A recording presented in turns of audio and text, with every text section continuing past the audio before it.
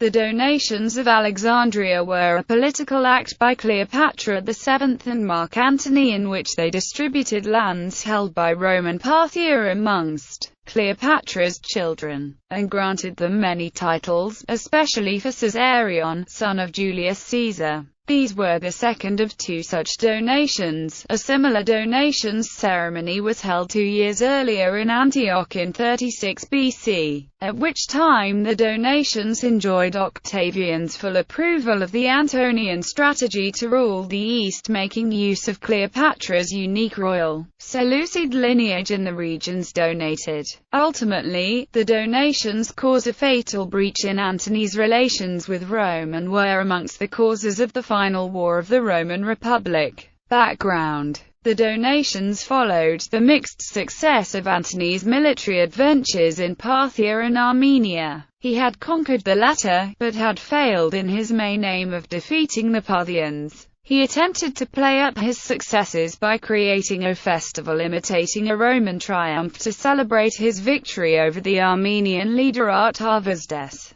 who was led in captivity through the city of Alexandria. Antony then held a public banquet in which he dressed as the god Dionysus. The captured Armenian royal family were brought before Cleopatra, to whom they were expected to prostrate themselves, but they refused to do so, earning her wrath. The donations. For the finale of the festivities, the whole city was summoned to the gymnasium of Alexandria, where Antony and Cleopatra, dressed as Dionysus, Osiris and Isis Aphrodite, sat on golden thrones. Caesarion was depicted as Horus, son of Isis. The children were similarly in the attire of their new kingdoms. Antony affirmed Cleopatra as Queen of Egypt, Cyprus, Libya and Central Syria. The donations themselves included: Alexander Helios was named King of Armenia, Media and Parthia. His twin Cleopatra Selene II got Cyrenaica and Libya. The young Ptolemy Philadelphus was awarded Syria and Cilicia. Cleopatra was proclaimed Queen of Kings and Queen of Egypt, to rule with Caesarion. Caesarion was proclaimed as the son of the deified Julius Caesar, King of Kings and King of Egypt.